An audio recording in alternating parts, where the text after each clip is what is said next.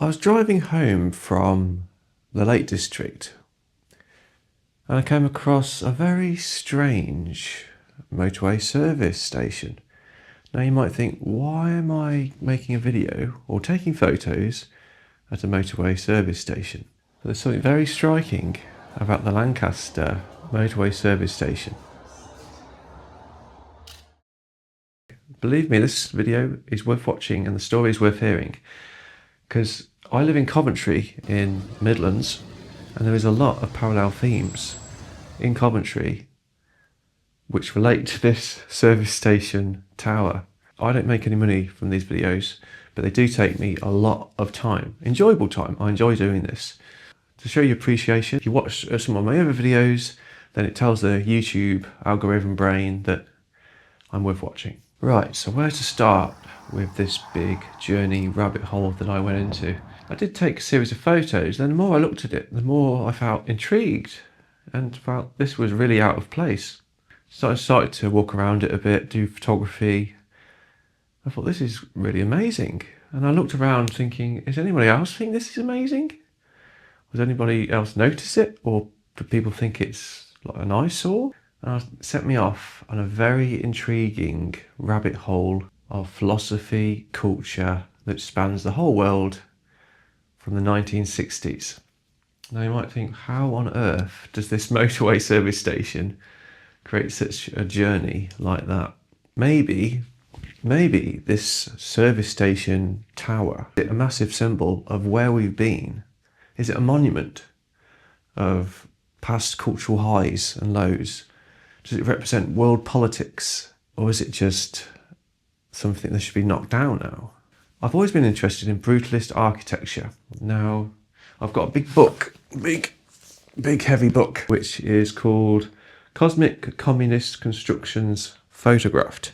The author, Frédéric Chaubin, spent 10 years going around Europe and Russia trying to find remnants of these, if they still exist, and where they are. Well, in 1965, when the tower was made, it was a time of post-war optimism, and obviously there was a lot of bombing in the UK and in Europe, of course, and it gave people a chance to start anew, new ideas, because it was the swinging 60s, new cultural freedoms. London was the capital of the world, cultural capital of the world. There was also an era of science fiction and technology and air travel and space travel. Hence why it was designed like, almost like a spaceship or space station. Motorway service stations, they didn't exist.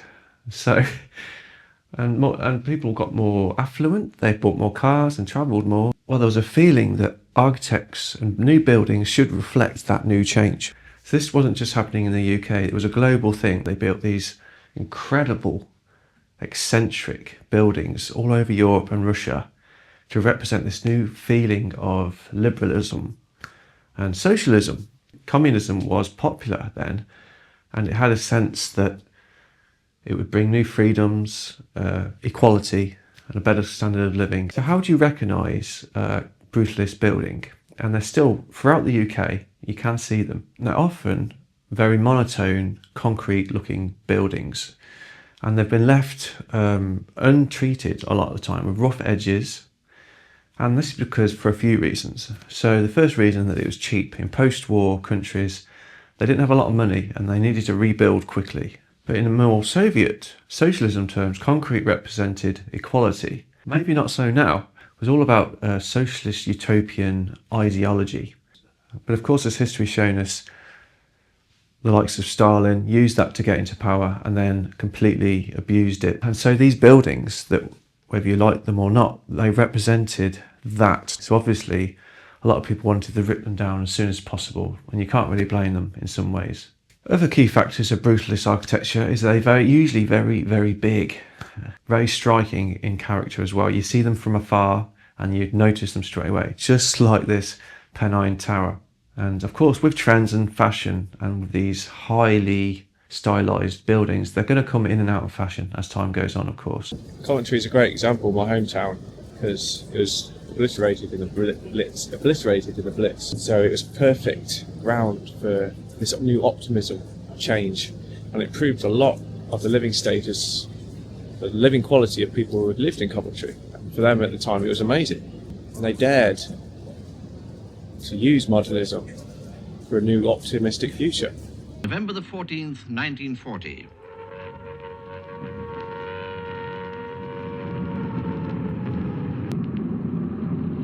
The city wondered where they were. Nothing could be recognised. Coventry, 21 years later. And we've got a lovely garden as well, which we didn't have in the other place, and we've made it very nice now. Oh, I think it's marvellous. It's terrific. The planners in Coventry, they appear to be carrying on what Hitler started. And there are remnants of brutalism throughout the city. The problem is, there's a few problems. One is they're not looked after. If they're not looked after, then the nature of the concrete and the bare concrete and the roughness, the weather in this country is just going to make them look horrible very quickly. The City Arcade, Lower Precinct, was the place of a lot of modernist and brutalist architecture. But it went into disrepair. It really needed to be knocked down, which they're doing now, because it was just not looked after. There wasn't anything there, even the shops, retail, closing and things like that. That's what it's going to be, I think. And it's all very clean, tidy. I guess my argument is that modernism and brutalism had a style, had some interest. This is all very clean, purpose-built, a bit kind of boring, but it'll do the job.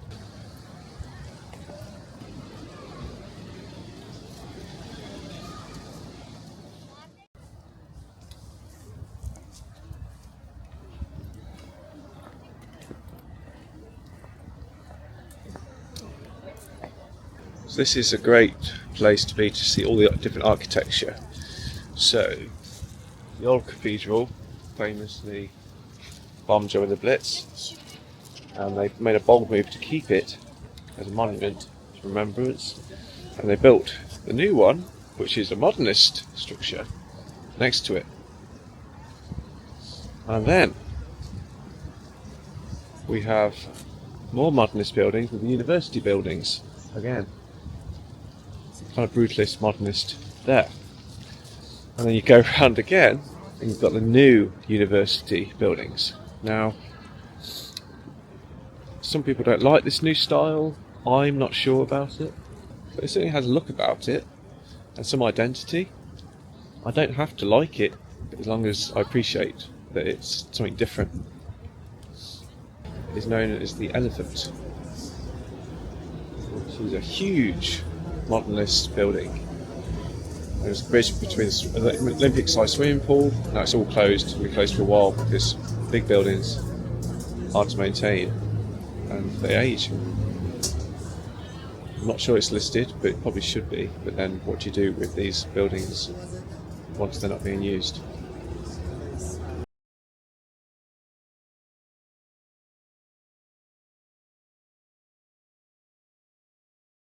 Our arrival in Belgrade was really exciting, realising as we did the poverty through which they were suffering, that he offered us £12,000 worth of timber as a free gift.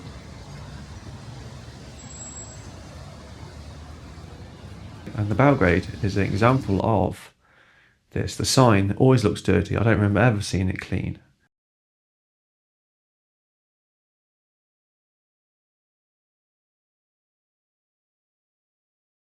Yeah, the style of these bare, concrete, grey buildings have become unpopular. They're very cold and off-putting, some people find. And yeah, that is true. I would find that sometimes as well.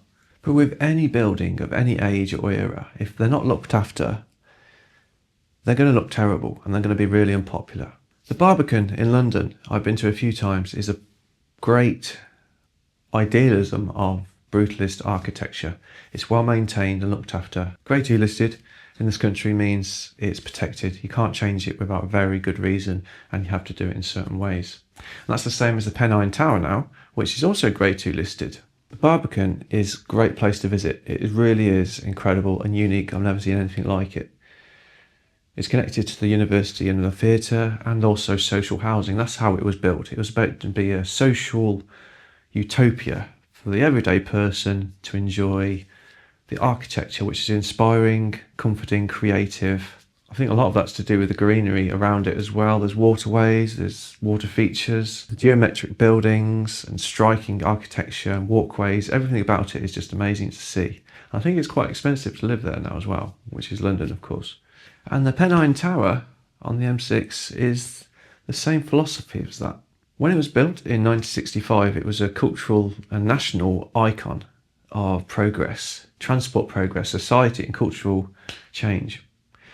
It was very popular, so I read on the old internet pages. The Beatles were one of the first people to visit, and regular visitors, famous people of the time, celebrities, politicians. It was a very high-class silver spoon, I think they called it, service. So it wasn't cheap. Apparently the food wasn't any good anyway. There was a few reviews that have been noted that of terrible food and service.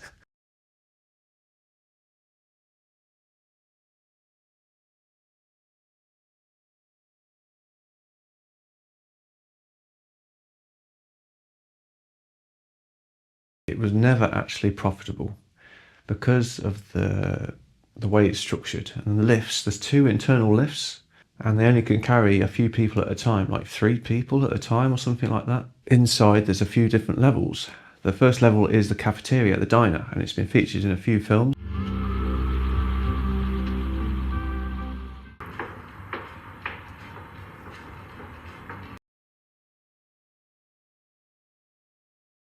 It'll be £7.20, please.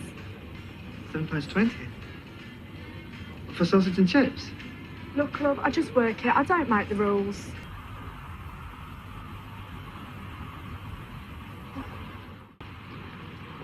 That must have been really something in its day. Yeah. Look at it now. Ah, it's a sleeping giant.